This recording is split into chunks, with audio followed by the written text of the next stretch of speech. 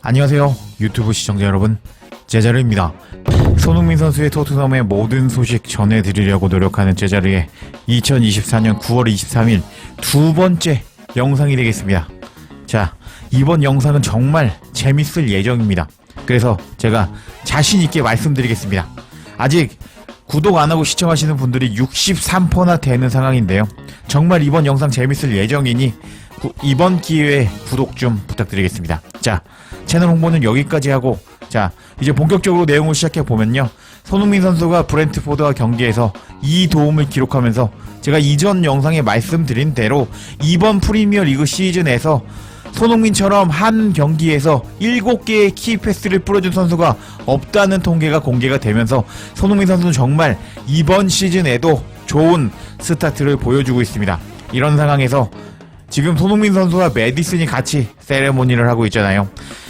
손흥민의 패스를 받아서 시즌 첫 골을 넣은 메디슨이었는데, 메디슨이 손흥민이 패스를 주었을 당시에 비하인드 스토리를 공개해서 화제가 되고 있습니다. 메디슨이 자신을 띄우고 어떤 선수를 낮추면서 자신이 더 좋은 선수라고 부각시키는 약간 그런 멘트를 보여주었는데, 이제 그 소식 전해드리고, 그리고 스카이 스포츠에서 손흥민 선수가 메디슨에게 패스를 넣어 주었을 때 손흥민의 어떤 행동을 극찬해서 화제가 되고 있습니다. 일단 메디슨의 손흥민의 도움을 받았을 때 비하인드 스토리를 먼저 전해드릴 건데요, 어떤 내용인지 관련 소식 영상으로 바로 시청해볼까요? Talk to me about your goal, because you mentioned it was 2-1 at the time. There did feel to be some sort of nervousness around the stadium, but when Heung-min passes the ball to you, what's going through your mind? Well, Sonny, as good a goal scorer as he is over the years, he gets a hell of a lot of assists as well, because he's not a selfish player at all. You see that there was an incident about 10-15 minutes before that where I played Sonny for a goal, and he unselfishly passes to Brennan to shoot. He missed the shot, but he could have had a shot himself right in front of the goal, because he's very unselfish. So I always knew there was a chance he was going to pass it and not go himself, so I just tried to stay on side and then stay cool, and yeah, a little chip off my left foot, which was nice to see it go under the bar, because from my angle it looked like it was going a little bit high, and it came down just low enough. 메디슨의 인터뷰 보시면 정말 재밌었는데요, 메디슨은 기자가 물었습니다. 골을 넣었는데 그때 어떤 심정이었니? 라고 물었었는데, 메디슨이 뭐라고 얘기를 했냐면요, 제가 소니의 패스를 받아서 골을 넣기 10분 전인가 15분 전에 어떤 사건이 있었습니다 라면서 굳이 안 해도 되는 말을 하기 시작하는 메디슨이었습니다. 그리고 메디슨이 뭐라고 얘기를 하냐면요, 소니는 골 욕심을 부리지 않고 브레논 존슨에게 슈터라고 패스를 주었습니다. 근데 존슨은 그 골 찬스를 날려버렸습니다 라고 말하면서, 이 장면 기억나시죠? 손흥민 선수가 박스 안에서 수비수 2명 묶어놓고 슛 때릴까 말까 고민하다가 브레논 존슨에게 떠 먹여주는 패스를 넣어주었는데, 존슨은 여기서 골을 받았는데 요렇게 날려먹은 장면이 10분인가 15분 전에 있었습니다. 메디슨이 골을 넣기 전에 말이죠. 근데 메디슨 골 넣어서 심정이 어때? 라고 전혀 다른 질문을 했는데, 메디슨은 요렇게 브레논 존슨이 골을 못 넣었던 것을 상기시키면서 브레논 존슨을 디스하는 모습을 보여주었는데, 와, 이게 메디슨의 진문력이라고 할 수 있죠. 이 선수는 못할 때는 약간 까불까불하면서 정말 재수가 없거든요. 근데 잘했을 때는 이 특유의 익살스러운 모습을 보여주면서 상대팀을 약간 모욕을 주면서 참 교육시켜버리고 있고, 그리고 심지어 이번에 브레논 존슨까지 모욕을 하면서 장난을 치고 있었는데, 일단 메디슨의 인터뷰 내용 너무 재밌었습니다. 그리고 계속 이야기를 하는 메디슨이었는데, 뭐라고 이야기를 하냐면요, 그 장면에서, 그러니까 손흥민이 브레논 존슨에게 패스를 준 장면에서 소니가 슛을 할 수 있었거든요. 근데 소니는 그렇게 골 욕심을 부리지 않기 때문에, 저는 소니가 저에게 패스를 주는 장면에서 소니가 저에게 패스를 줄 것을 알고 있었습니다 라고 이야기를 했습니다. 아까 기자가 혹시 오랜만에 골 넣었는데 긴장하지 않았니? 이렇게 질문을 했는데, 소니가 패스를 줄 것을 알고 있었기 때문에 긴장하지 않았다고 말하는 메디슨이었습니다.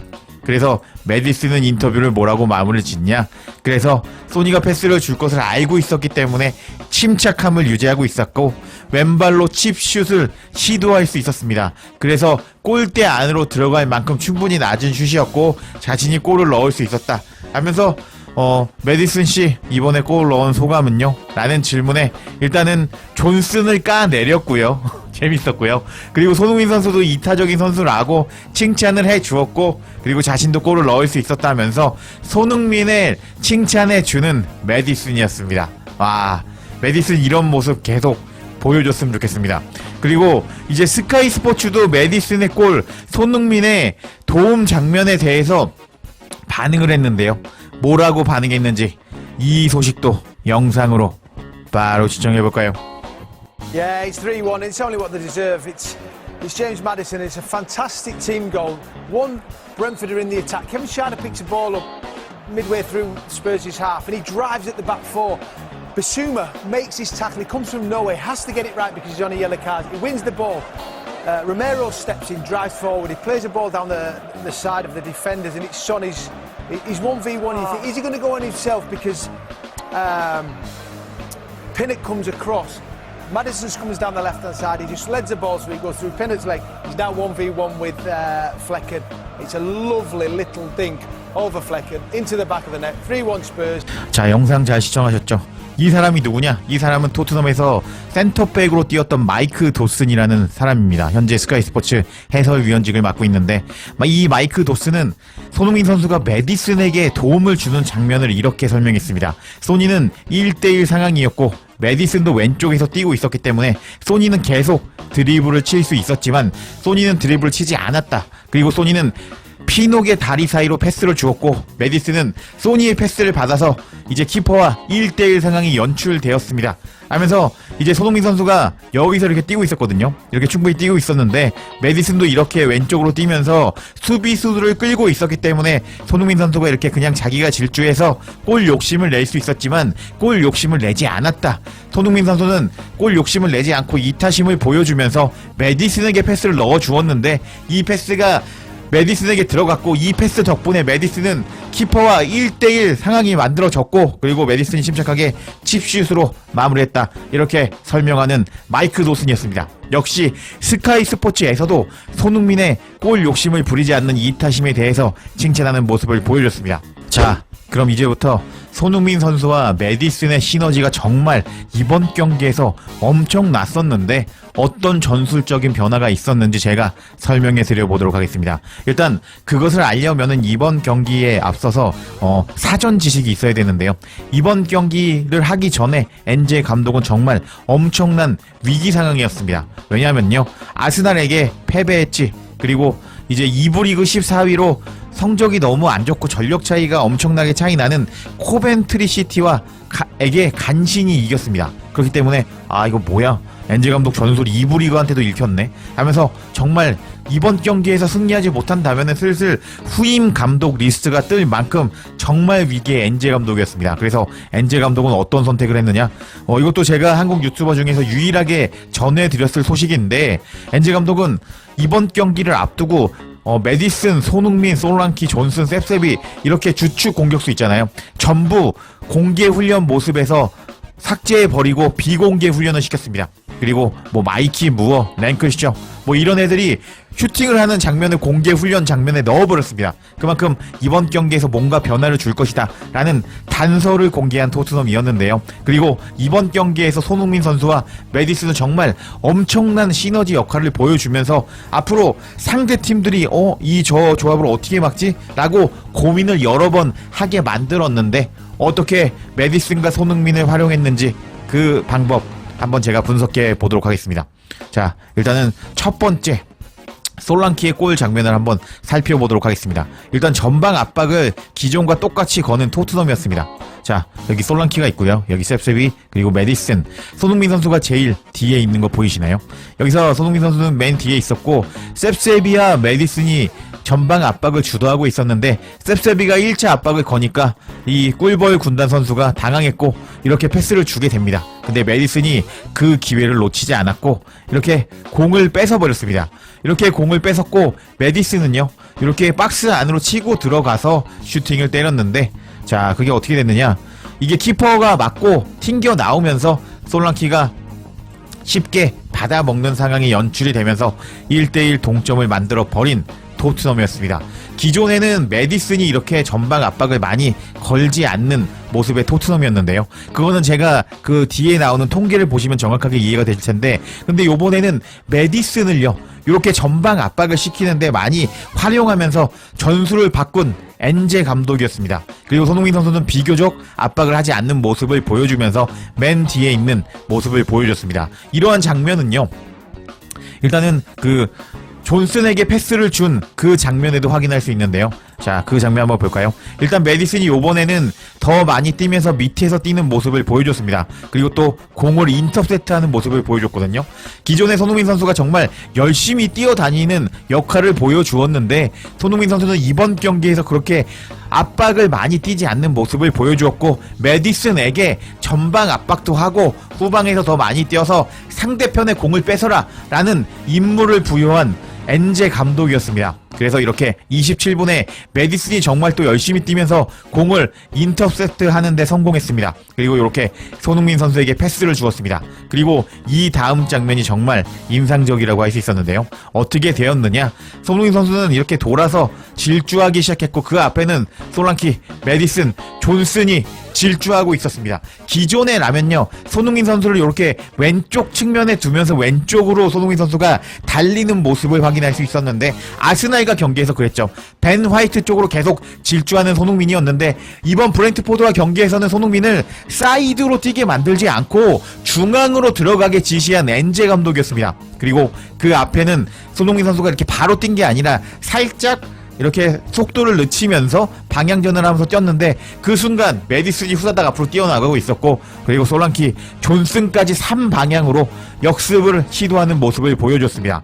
이렇게 되자 이제 손흥민 선수는 공을 줄 때가 많았거든요. 솔랑키한테 요렇게 줘도 되고요, 그리고 지금 메디슨에게 요렇게 줘도 되는 상황이 벌어졌고, 그리고 이렇게 공을 띄워서 공간 패스로 존슨에게도 공을 줘도 되는 상황이 연출이 됐던 것입니다.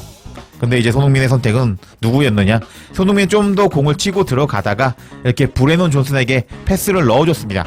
그리고요, 이제 브레논 존슨이 약간 운도 좋았다고 할 수 있는데, 요렇게 박스 안에서 한번 접으면서 이렇게 치고 나가는 모습을 보여주면서 각도를 만들었고요. 그렇게 때린 오른발 슈팅이 이렇게 하단 구석으로 들어가면서 2대1로 역전해 버린 토트넘이었습니다.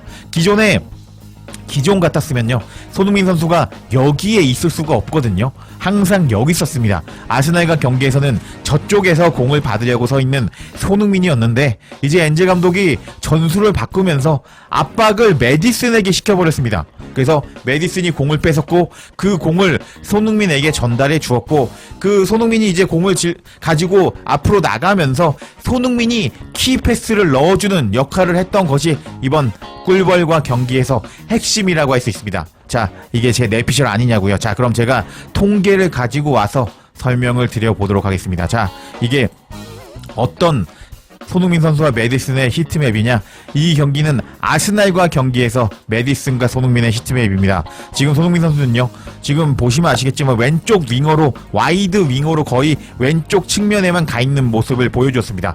그리고 메디슨도요, 이 선수가 이 왼쪽에서 편히 뛰는 모습을 좋아하는데, 이 왼쪽 박스 밖에서 가장 많이 발자국이 찍힌 것을 보면은 왼쪽 박스 밖에서 많이 뛴 것을 알 수 있는 메디슨이었습니다. 근데 이번 꿀벌과 경기에서는 어떻게 됐냐고요? 자, 보이시나요?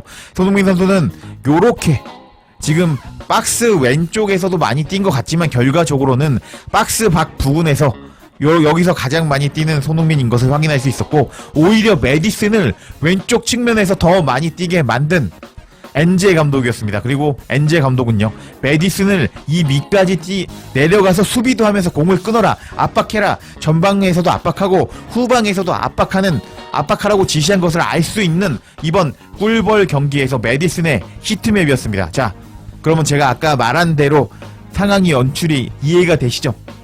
메디슨에게 이제 압박을 넣으라고 지시한 엔제 감독인 것이 분명해졌고, 그리고 손흥민을 중앙에서 더 많이 뛰게 만든 엔제 감독이었습니다. 자, 히트맵을 보셔도 아시겠지만 지금 저번 아스날과 경기에서는 이렇게 박스 밖에서 중앙에서 뛴 손흥민이 없는데 이번에는 꿀벌과 경기에서는 요 부분에서 가장 많이 있었던 손흥민이었습니다. 그만큼 손흥민에게 다른 역할을 줬는데 이 역할이 잘 통했고 그리고 손흥민과 메디슨의 시너지가 엄청나게 나왔던 것을 알 수 있었습니다. 그리고 이거는요, 이 메디슨에게 압박을 시켰다라는 이 지시는요, 메디슨의 경기 스탯을 보면 알 수 있습니다. 자, 메디슨의 경기 스탯도 바로 알아볼까요?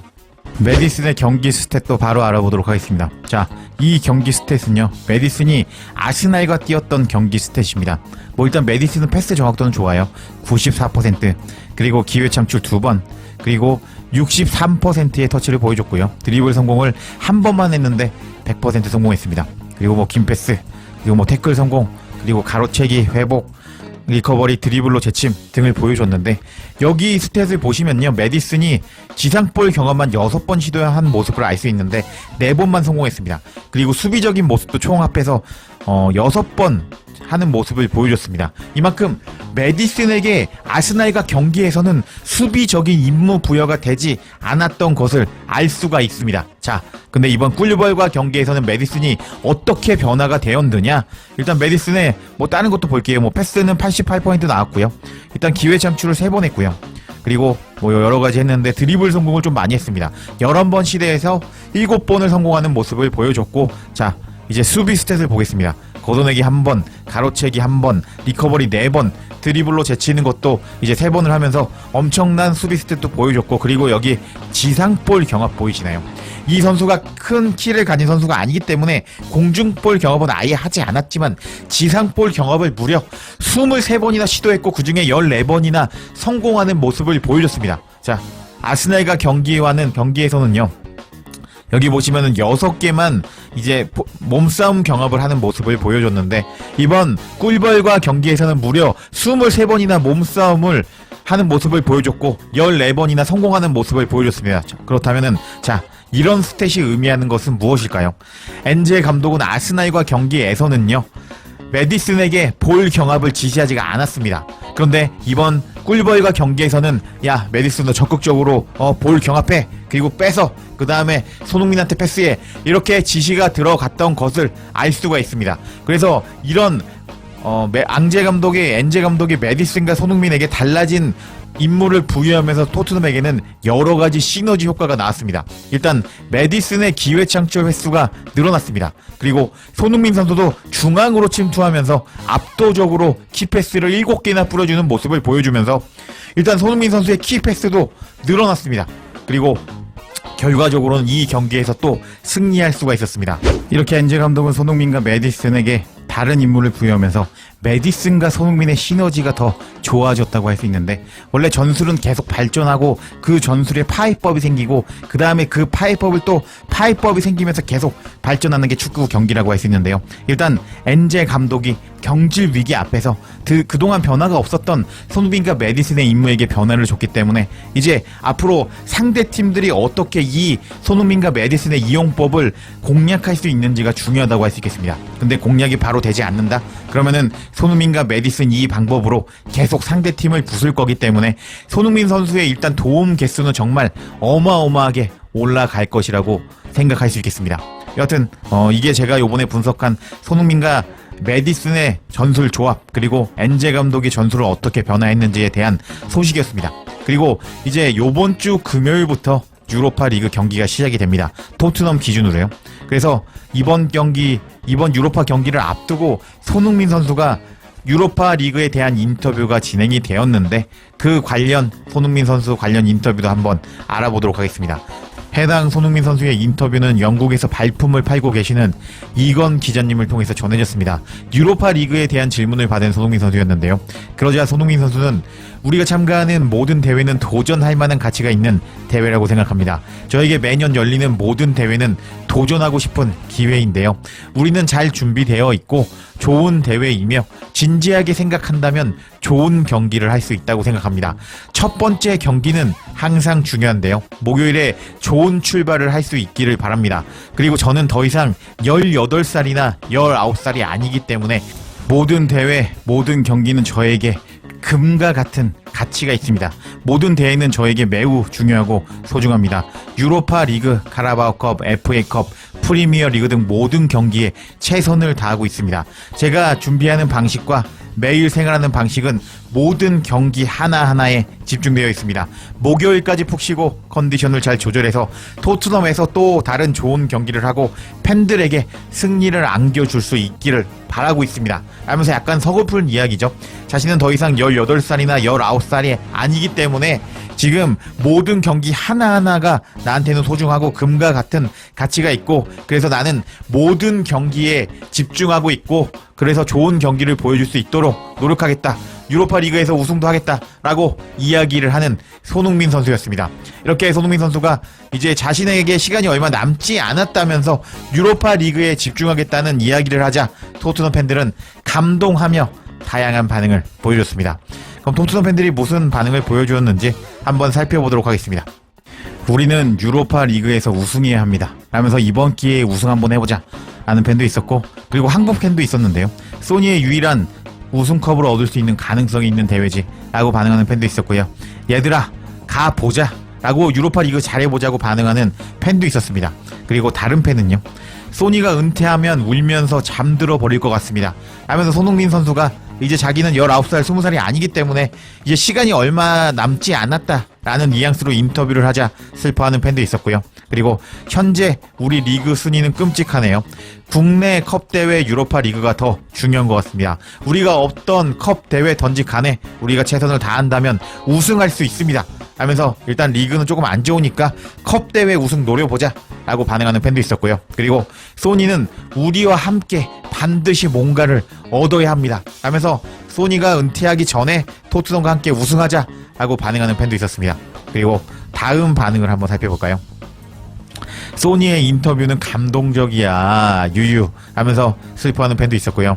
소니는 아직 21살처럼 보이는데요 하면서 손흥민 선수가 이제 뭐 19살, 18살이 아니고 시간 얼마 남지 않았다고 말하자 내가 보기에는 아직 젊어 보이네 라고 반응하는 팬도 있었습니다. 그리고 우리 경기력은 좋았지만 메디슨이 부상을 당하면 큰 문제에 직면하게 될 것 같아서 걱정입니다. 메디슨이 우리의 유일한 창의성의 원천이거든요 하면서 지난 경기 소니가 키패스를 7개나 날렸는데 메디슨을 빨아주는 영국 팬도 있었습니다.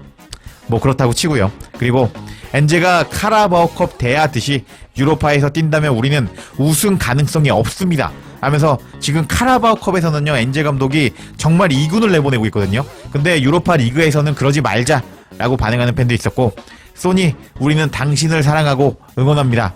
나의 주장 소니 라면서 손흥민 선수가 유로파 리그에서 최선을 다하겠고 자신이 뛸 수 있는 경기가 시간이 얼마 남지 않았다는 뉘앙스로 인터뷰를 하자 감동한 토트넘 현지 팬들이었습니다. 손흥민 선수가 정말 시간이 별로 안 남은 것 같은데 제 뇌피셜은 2026년 월드컵까지 뛰고 2027년에 은퇴할 것 같거든요. 한번 어떻게 되나 지켜보도록 하겠습니다.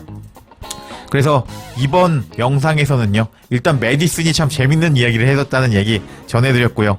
그리고 제가 제자르 채널만에 이번 경기 꿀벌과 경기에서 손흥민과 메디슨의 시너지가 엄청 날 것이다 라는 이제 전술 분석도 해드렸고요. 그리고 손흥민 선수가 유로파 리그에 대해서 어떻게 생각하는지에 대한 인터뷰 내용 전해드리면서 손흥민 선수가 이제 자신에게 시간이 얼마 남지 않았으니까 정말 최선을 다하고 있고 모든 경기 하나하나에 집중하고 있다는 소식에 토트넘 현지 팬들도 감동하는 소식 전해드렸는데요.